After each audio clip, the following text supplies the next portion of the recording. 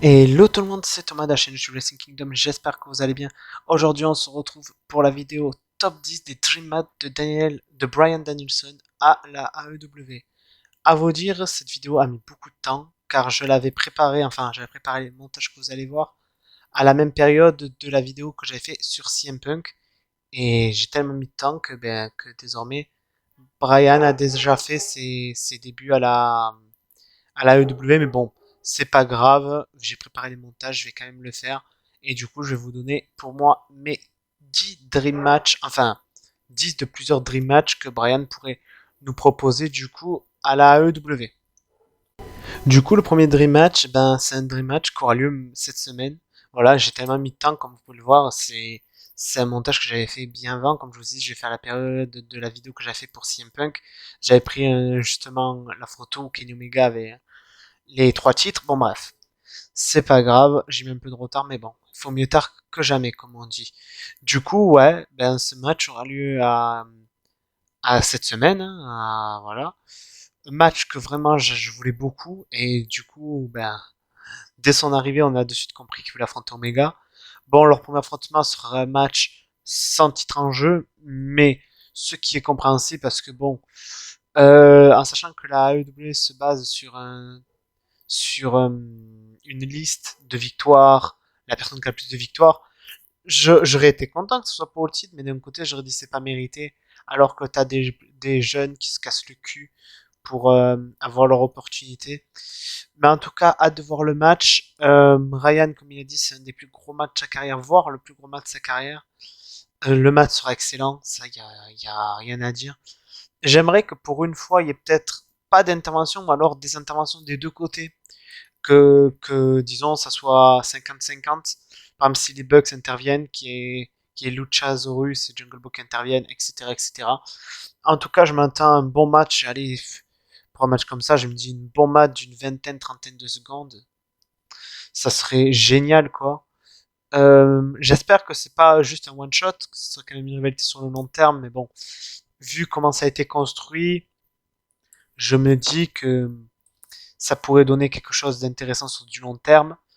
Brian peut nous proposer un très bon match. Après, là, je pense honnêtement que quand ce match aura lieu, donc cette semaine, je pense à une victoire de Daniel Bryan.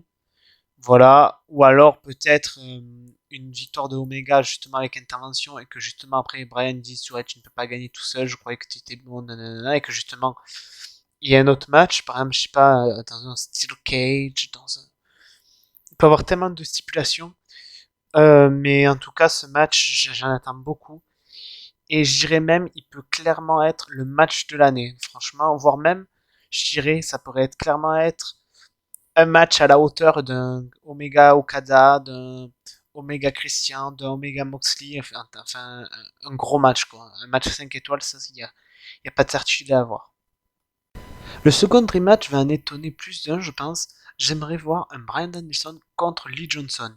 Vous allez me dire pourquoi Lee Johnson, on l'a pas beaucoup vu, c'est un mec pas beaucoup mis en avant. Et là, vous auriez raison à 100%. Mais justement, pour moi, Lee Johnson, ça me fait un peu penser au Daniel Bryan WWE, du sens, quelqu'un qui est talentueux, qui a un in-ring très correct, et qui est justement un underdog. Et je vois bien pourquoi pas, peut-être pas tout de suite, mais Brian, dans quelques temps, essayer justement d'affronter d'autres underdogs pour dire regardez, moi j'étais un underdog, je suis devenu une méga star du catch, toi tu peux y arriver. Même que Lee Johnson perde un match par exemple qui peut retenir l'attention face à un Daniel Bryan, ça peut clairement faire un bon pour sa carrière.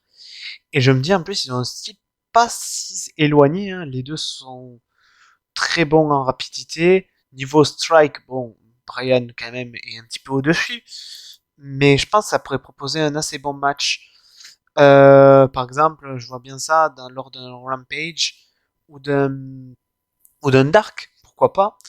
Mais je sais pas, un petit match comme ça d'une bonne dizaine, quinzaine de minutes entre les deux, ça pourrait être pas mal et justement ça pourrait montrer aux gens que les Johnson, ok, il a été jobber, euh, ok, il n'a pas eu forcément un punch de malade dès ses débuts, Mais je dirais que voilà, Lee Johnson et Fuego del Sol, qui n'est pas dans le top 10 parce que voilà, à l'époque il n'avait pas signé. Bref, je dis que ça pourrait être deux catcheurs que Bryan pourrait aider à, comment dire, à pousser, du sens à pousser vers le haut. Donc moi j'aimerais beaucoup voir Danny Bryan justement contre des personnes mises de côté, ce qu'on peut appeler des underdogs, parce que ça ferait justement un ancien underdog qui est devenu, comme j'ai dit, une méga star, qui veut aider les autres underdogs à monter les échelons plus rapidement. Donc pour moi, Lee Johnson, Daniel Bryan, ça pourrait être un très bon match. Le troisième Dream Match, ça va être encore un match que je pense qui va surprendre. Je dirais Bryan Danielson contre le Bad Boy Joey Janela. Pourquoi? Car Joey Janela est un catcheur que je suis depuis très longtemps, bien avant AEW. J'ai vu quelques matchs de lui à la CZ, j'ai vu des matchs de lui à la JCW. Et ce qui me fascine et que j'apprécie beaucoup chez Joey Janela, c'est un mec qui peut tout faire. Vous allez le mettre face à un high flyer, il va nous faire du high fly. Vous allez le mettre face à un mec technique, il va faire de la technique. Vous allez le mettre face à un mec qui fait du strong style, il va faire du strong style. Vous allez le mettre dans du hardcore, il sait faire du hardcore. Ce gars, il sait tout faire. Brian, c'est pareil, il sait tout faire. Donc un match entre deux catcheurs qui savent tout faire pourrait être intéressant. Là, j'avoue, j'aimerais plutôt ça dans un match genre un no GQ ou un truc du genre, car ça pourrait être intéressant de les voir, voire même dans vu que Joey Janela est un des chefs de la GCW, pourquoi pas avoir un Bryan Danielson au Bloodsport. Je trouve que ça serait un excellent choix dans un Bloodsport. Lui comme CM Punk d'ailleurs, hein, ou même Malakai Black. Ça pourrait être des gros noms pour les Bloodsports.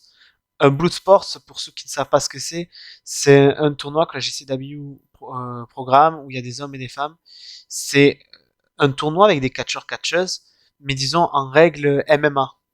Disons voilà, c'est un ring sans corde, il y a du striking à gogo, des soumissions à gogo. Et Brian serait parfait. Bon, Joey Janela, je sais que c'est pas forcément un mec qui est, disons, fait pour les Bloodsports, mais bon, voilà, je me suis dit, un mec comme Janela qui peut tout faire, qui est malgré tout un vétéran également, ça ferait deux vétérans du catch indie, parce que Brian, il faut pas oublier, avant WWE, Brian a quand même fait des belles heures à la New Japan et à la ROH, où il a été le plus connu. Donc ça pourrait donner un match intéressant, un contraste de style qui pourrait justement nous proposer un match assez unique et assez innovant. Enfin, je sais pas, pour moi, un match entre les deux, c'est un match qui risque de me faire rêver, quoi. Donc voilà pourquoi j'ai mis dans la liste. Pour l'autre Dream Match, excusez-moi, je pense que beaucoup vont me suivre. Ça serait Bryan Danielson contre Sammy Guevara. Pourquoi? Bon, déjà, je suis un grand fan de Sammy Guevara, faut savoir. Sammy Guevara est une de mes superstars AEW favorites. Il est sans aucun doute dans le top 5.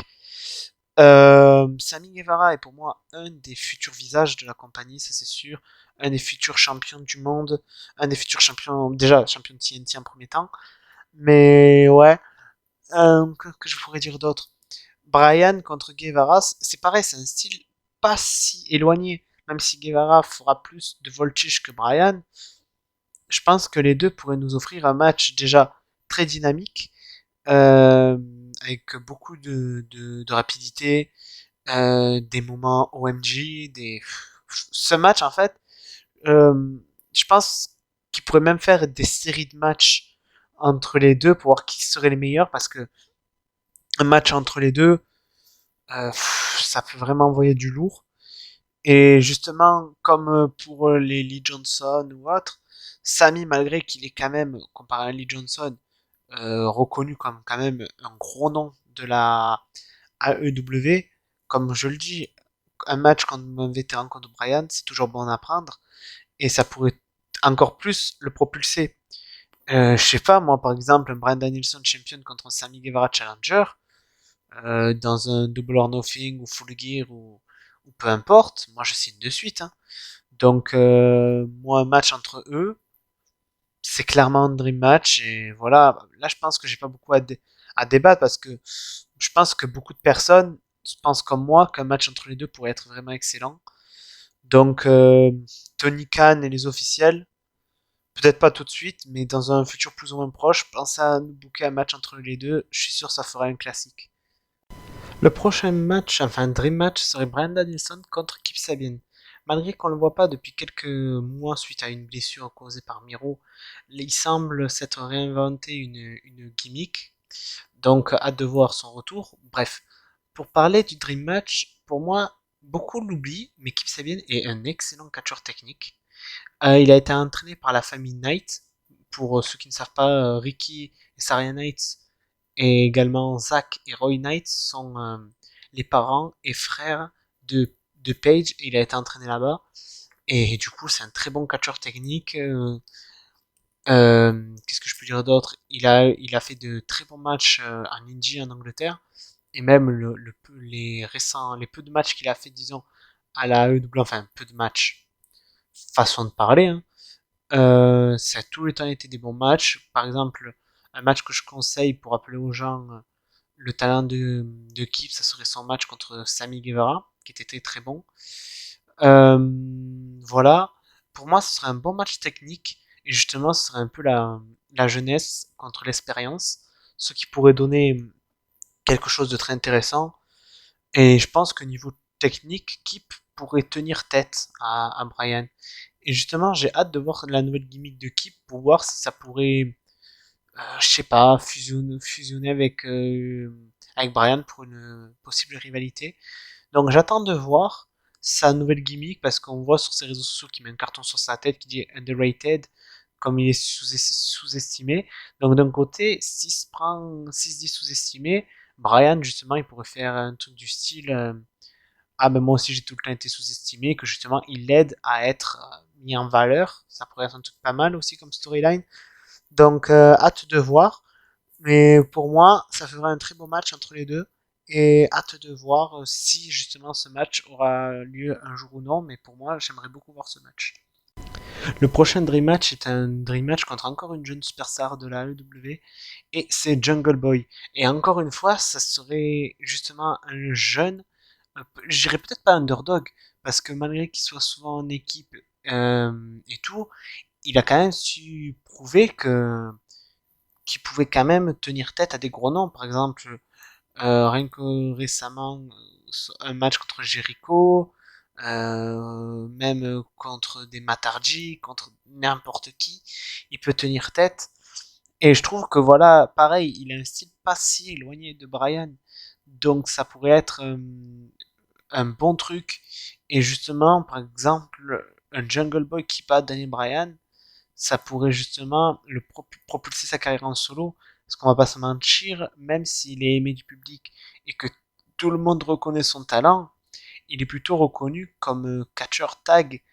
Et je me dis, une victoire sur un vétéran comme Brian ou même contre CM Punk pourrait être une bonne chose. Donc voilà. Là, je vous avoue, pour ce match, j'ai pas plus à dire, mais je pense que ça pourrait être un très bon match.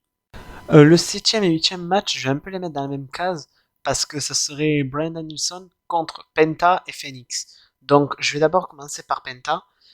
Penta est un catcheur pareil que j'apprécie, que je connais depuis bien avant la AEW. Penta est un catcheur très technique, qui est également un très bon high flyer, et qui a un côté technique très violent, alors que Bryan, il a un côté technique, mais disons plus à l'ancienne, si je peux dire. C'est quelqu'un qui va faire de belles prises, de belles soumissions, que Penta, lui, il va faire une soumission, entre guillemets, pour péter un bras, pour péter une cheville, pour péter une jambe. Donc ça serait deux styles assez proches, mais qui ont une manière de faire différente. Parce que Brian, lui, va faire une soumission pour faire abandonner, pour faire, pour remporter le match, que Penta, lui, va essayer de remporter le match, mais aussi de blesser son adversaire. Donc ça pourrait donner un contraste pas si différent, mais avec une petite différence aussi. Je sais pas si vous voyez ce que je veux dire. Et justement, ce petit contraste pourrait donner quelque chose d'assez original. Et pour ce qui est de Phoenix, Phoenix, lui, est aussi une personne qui a plus, voilà, un style proche de Brian. Parce qu'il va faire aussi des prises techniques. Bon, beaucoup plus de voltige que Brian, hein, beaucoup plus de prise de risque. Ça, il n'y a pas à débattre. Mais si il va dans le domaine technique, il va être plus proche du style Brian. Du sens, il va faire une soumission pour emporter le match et non pour blesser. Donc, ça pourrait être pareil, un bon match. Et justement, en fait, tous les matchs que j'ai cités jusqu'à maintenant, ça pourrait être des dream matchs, comme normal, c'est à la base de la vidéo.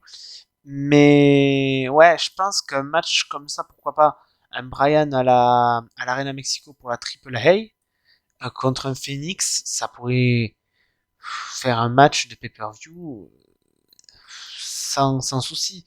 Par exemple, si Brian devait faire comme Omega catché à la Triple A pour faire ses débuts, par exemple un Phoenix contre Brian, ça ferait un excellent match de début pour Brian, sans décrédibiliser Phoenix. Bon, que je pense qu'il perdrait pour les débuts de Brian, mais pour moi, ça décrédibiliserait pas du tout Phoenix.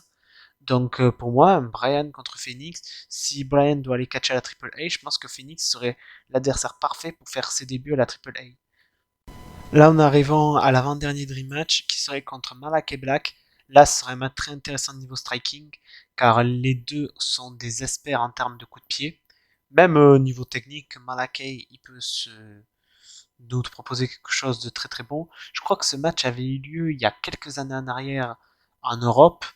Donc ça serait justement, comme le Kenny Omega, il a eu lieu je crois en 2007, le match avec Omega Bryan. Donc ça pourrait être un second affrontement, justement pour montrer que maintenant qu'ils sont des superstars, qu'ils ont changé, et l'avancée quoi, voir ce qu'ils peuvent proposer de plus. Et justement le côté dark de Malakai, le côté assez violent également, et Brian qui est le chouchou du public, ça pourrait également nous proposer quelque chose de très très excellent en termes de storyline. Donc hâte de voir. Mais je pense que ce match aura lieu. Hein, ça, il y a parce que Malakai Black, Brian Dennison peut clairement rapporter beaucoup d'argent à la AEW. Et voilà. Et du coup, ouais, niveau comme j'ai dit striking, il pourrait avoir des échanges de coups de pied vraiment exceptionnels.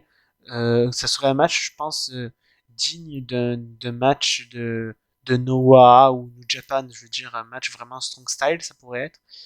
Et si on rate bien, il n'y a pas eu autant de matchs strong style que ça à la WWE. Il y en a eu, mais il n'y en a pas eu tant que ça, donc ça pourrait justement proposer un match entre un Américain et justement un Européen qui montre que même s'ils ne sont pas des Japonais, ils peuvent proposer du très bon strong style. Donc voilà la raison pourquoi j'aimerais beaucoup voir un affrontement entre les deux hommes. Et le dernier, mais non le moindre, serait un dream match contre Maxwell Jacob Friedman, aka MJF. Tout simplement pourquoi? Parce que Brian est le chou du public, est un babyface exceptionnel, et MJF est clairement le heel parfait. Par exemple, MJF avec des promos qui tient, il pourrait dire ah ouais, si tu m'affrontes, je vais te renvoyer en retraite. Ah, t'aurais dû rester en retraite, t'aurais dû rester aux côtés de ta femme et de ton fils. Enfin, il pourrait dire plein de méchanceté sur Brian. Il pourrait vraiment être méchant, lui manquer de respect, vraiment se faire huer d'une facilité. Et Brian, justement, il pourrait à la fois se mettre lui en avant et mettre en avant MJF parce que les deux, Brian peut lever une foule avec une promo face, MJF peut lever la foule avec une promo heel. Donc même en échange de micro, ça pourrait être exceptionnel. Ce match, clairement, c'est un match qui risque d'être vraiment extraordinaire s'il a lieu parce que malgré que MJF soit excellent au micro, il est vraiment excellent en ring. Et, et franchement, un match entre les deux, ça va être comme tous les autres matchs. Ça va proposer un excellent match. Et je dirais même que niveau storytelling, il pourrait être même plus intéressant que certains autres matchs que j'ai cités plus haut. Donc, ce match-là, un match que j'ai vraiment, vraiment envie de voir, je dirais peut-être pas celui du top 10 que je voudrais le plus voir, mais je pense le second, parce que je vous avoue, dans le top 10, celui que j'aimerais le plus voir, bon, si le match n'avait pas été annoncé, je vous aurais dit contre Omega. Mais je vous dirais, à l'heure actuelle, vu qu'il n'a pas été annoncé, ce serait contre Malak et Black et en deuxième contre MJF. Donc, j'aimerais beaucoup un match entre les deux hommes. Nous arrivons donc à la fin. Donc, désolé déjà, premièrement, de l'avoir sorti si tardivement parce que je comptais la sortir avant les débuts de Brian, mais au final, j'ai mis plus du travail pour les autres vidéos, que ce soit gameplay sur OWR, les previews, les reviews ou autres, et j'avais complètement oublié ça. Donc voilà, j'essaierai de vous en faire un, je sais pas, peut-être pas ce mois-ci, mais le mois prochain. Peut-être avec Adam Cole, ou je ne sais pas, proposez-moi des noms. Mais je pense que le prochain, ça pourrait être avec Adam Cole. Ça pourrait être intéressant vu qu'il a fait ses débuts. Donc, du coup, voilà, n'hésitez pas à me dire en commentaire ce que vous avez pensé de ce top 10, s'il manque des matchs tôt, parce que, voilà, je sais qu'il manque beaucoup de matchs. Par exemple, comme Dream Match, je peux avoir contre Miro. CM Punk, je l'ai pas mis. Ça, c'est, j'ai souhaité pas le mettre, parce que je me dis, vu qu'il a déjà eu lieu à la WWE ou même Jericho, je me dis, je sais que ce serait un bon match, mais ce beau match a déjà eu lieu. Bon, vous allez me dire, Omega, Malakai Black également, mais il n'a pas été vu sur une grande scène. Je veux dire, il a été vu dans une petite fédération indépendante et pas beaucoup de monde ont eu la chance de voir le match que le Brian Jericho ou Brian Punk. Même là, vous le marquez sur internet, vous pouvez clairement tomber sur les matchs. C'est ça que je veux dire.